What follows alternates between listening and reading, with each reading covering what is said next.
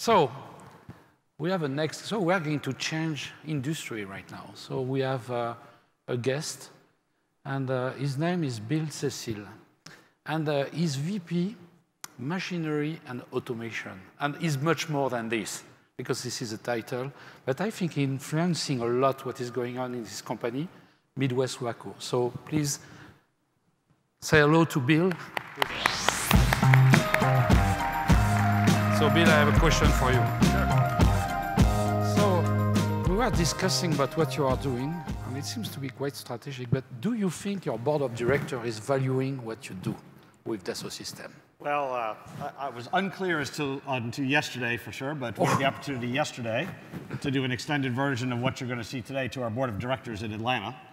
And our CEO, I don't know that any of you have met John-Luc, but John tends to be a very serious, well-contained individual. And I ran into him afterwards, and the only word he could say was wonderful. Wow. So that's a pretty good sign from John-Luc, and we're pretty optimistic about our path forward. So we cannot wait to listen to you. Okay. Thank you. I would say it's a little tough, so I'm following people who are producing jet engines in pretty dramatic buildings. And I'm going to talk today about MeadWestvaco. So MeadWestvaco we're a packaging company. We're a $5 billion packaging company, global packaging company. But again, following some pretty exciting discussions, we make beer cartons, okay? Pretty basic paperboard beer cartons.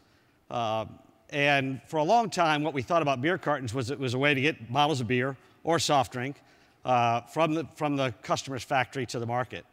But increasingly, this is an experience, because the gentleman you see looking at that beer aisle is the millennial male.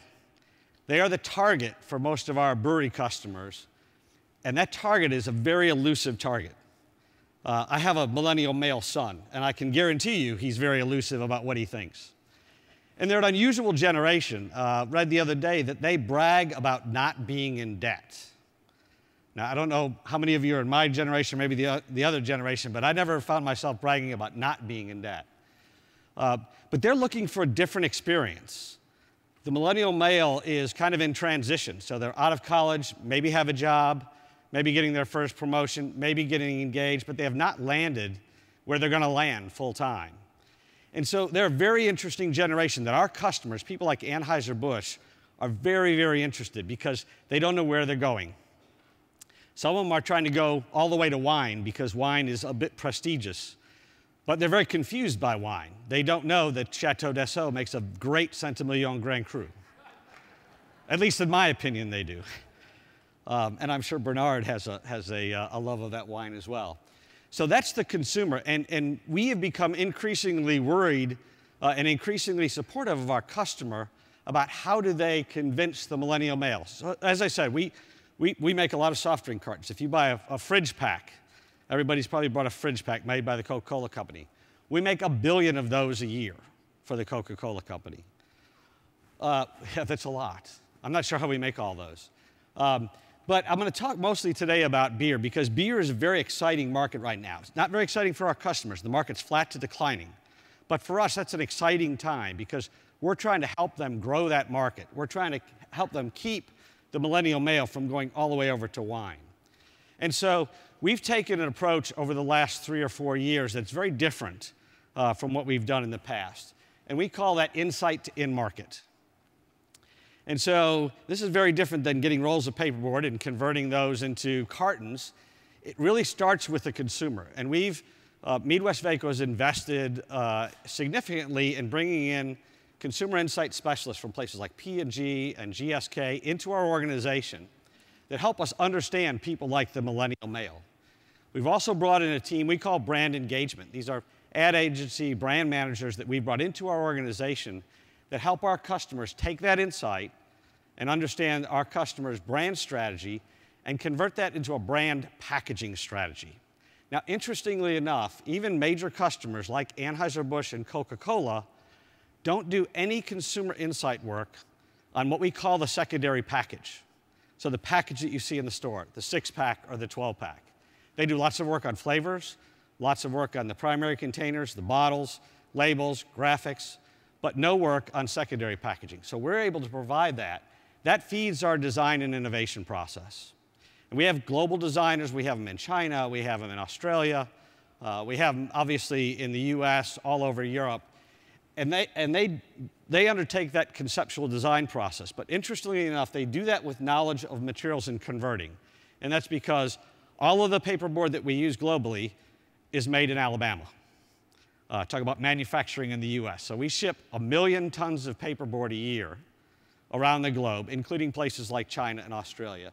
So they do that with that knowledge. And we also we have 10 factories around the globe that take big 84-inch rolls of paperboard and convert that into final cartons that you would pull off the shelf, typically at around 1,000 feet a minute. And then finally, we build automation. We build machinery that goes in our customers' plants. So if you walked around Coca-Cola facilities around the United States, you would see 80 of our machines that sit in Coca-Cola's factories, and they have 2,400 cans hurling at them a minute. And they have to produce finished packages on the end of that line. So it's a very integrated process. And we believe it gives us a number of different advantages in the market. But the biggest one we think it gives us is speed. And so today, even with that integrated model, even if we do it as best as we possibly can, from the time our customer recognizes a need, such as the millennial male, and gets that on the shelf, and we kind of fudge a little bit. It says 12 to 18 months. The norm is 18. And that sounds like a long time, and it is. And the problem with that is, in 18 months, a brand manager's changed jobs. They stay for 18 months, and we catch them halfway through, so they're gone.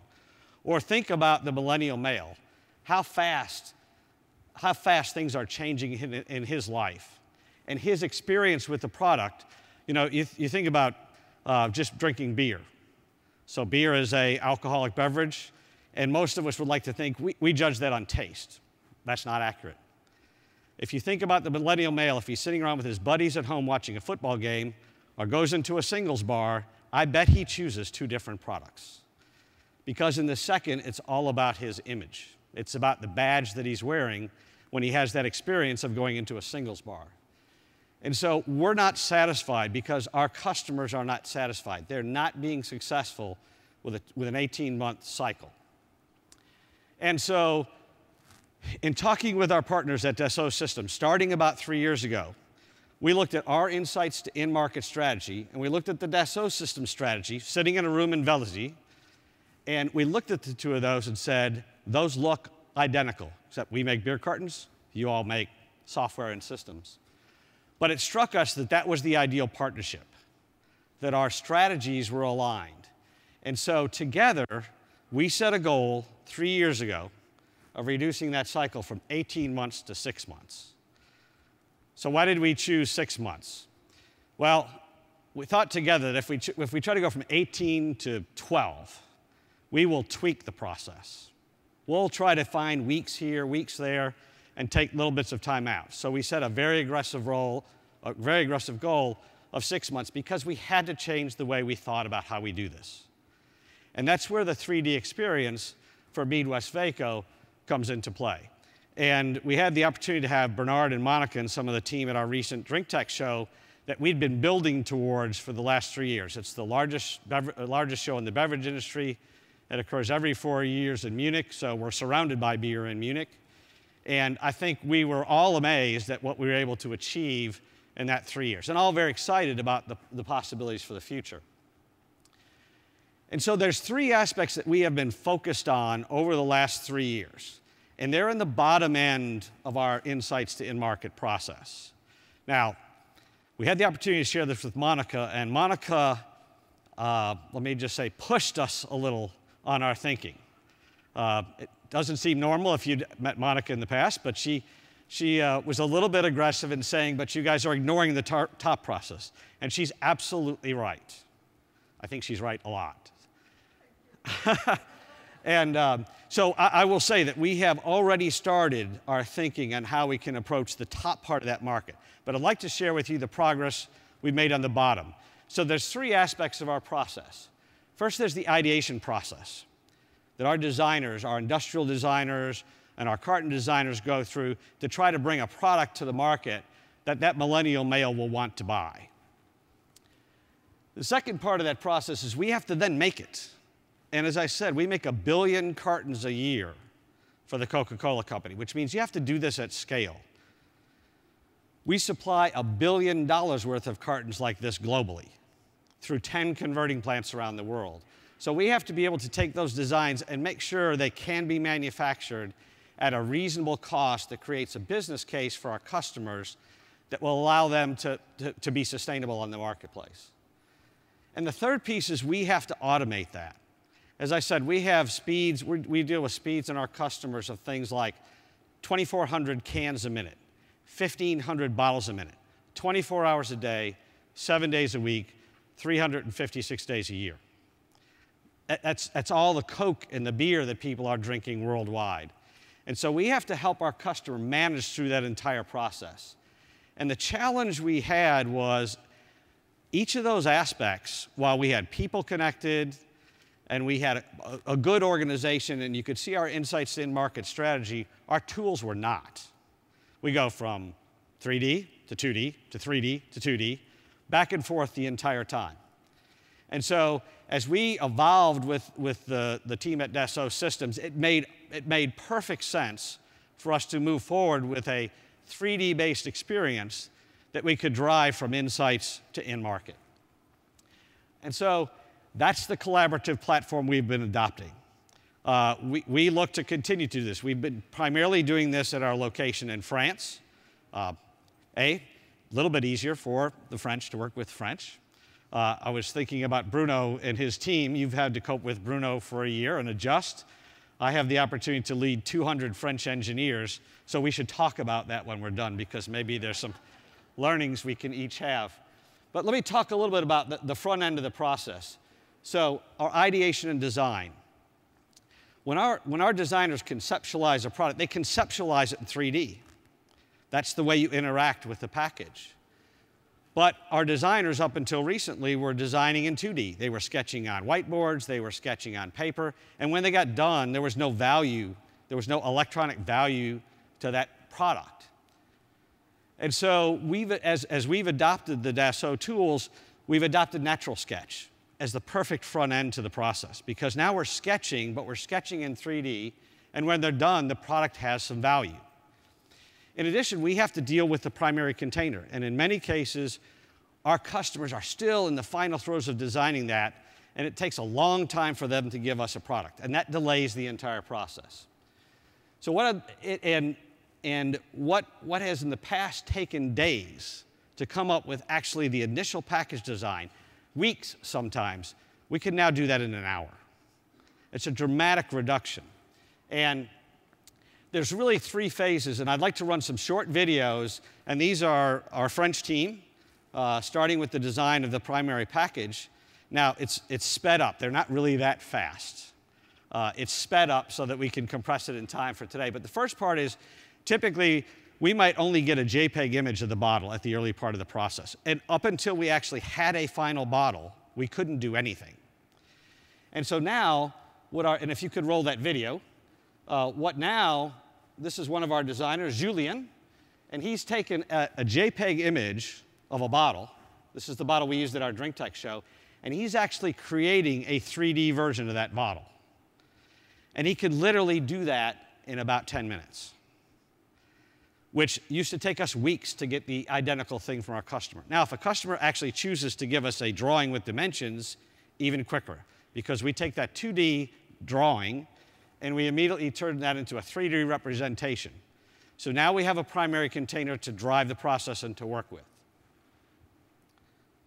I think he's drawing it a second time. So that's the front end of our process, is creating this 3D. So now we have a 3D bottle to deal with. If we could hop to the next slide. Sorry, he was still creating. He was creating the crown. The second part is now we have to create a design concept, a packaging concept around that bottle. But now we have the bottle to work with, and we have that bottle in 3D. So if we could roll this video. So now he's created 6, which once he's created 1, he has 6. And literally, in minutes, in about 10 minutes, he is able to create not a final carton, but a carton that then can be rendered into a final package. And you see, again, he's doing that with Natural Sketch. So instead of doing this on a whiteboard or on his paper, he's doing this, and the end result is a 3D image, a dimensioned 3D image that we can move then the process forward. This includes things like aperture, so we retain the bottle. It returns all those features. This is actually a new package that we had at our DrinkTech show. And without giving away any certainty, I think you'll see this on the shelf in the United States probably before middle of next year. We call it the hero pack. The idea is the bottle is actually the hero of the event. But again, it's an interesting package for the millennial male because typically the premium beers are in a basket, right? Basket was invented by a gentleman named Homer Four in Atlanta, Georgia in 1945. It's his grandfather's great-grandfather's package. That package is meant to exude some new sophistication. The third part of the process is then a rendering. And why do we need a rendering? Well, our customers want to see what is this really going to look like? And we can render a fully graphic package from the initial design in 10 minutes. So we will have taken this entire process down from days to 30 minutes. And if you could roll this last video. So he's incorporated the graphics.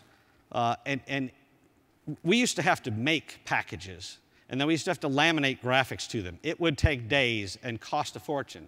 And now, in that time, you can see that we've then got a fully rendered graphic package that our customers can then use. So that covers the ideation and design process. And literally, these are renderings. These are not photographs. And if you were at our DrinkTech show and you put that next to the package we had there, they were identical. And that quality of rendering is something our customers can use to really understand what we're doing to what we're suggesting for their brand. So the second part of that process, sorry, there's one more. And I apologize for not using a video that I saw for the first time this past weekend using Perfect Shelf, because what we've got here is an interesting but static design. What we showed to our board of directors yesterday was the ability to literally walk in a grocery store and see that package and to pick it off the shelf and to turn it around and put it in your shopping cart. And so if I think about the back end of the process, our customers need to see what it's looked like on the shelf because that's the first moment of truth for the consumer. That's their first experience. And in a market today where there's craft beers coming out every day and import beers flooding the shelf, the ability for our customer to be able to look at that in the real environment is critical. And we have thought about, Monica, another use for that, which is the consumer insights work on the front end. Perfect vehicle for doing that as well. So there is a future. The second piece is now we have to manufacture this. So one of the differences in agency design companies, they can come up with some very creative designs that cannot be manufactured. Our value proposition is different. We have to offer things that can be manufactured. So our designers have to then convert this into a real live carton that can be made in our converting plants. If you could quickly roll this video as well. So this is the process of taking what we had, which was a concept, and turning it into a real package. And that package is made in 3D, but we have to manufacture it in 2D.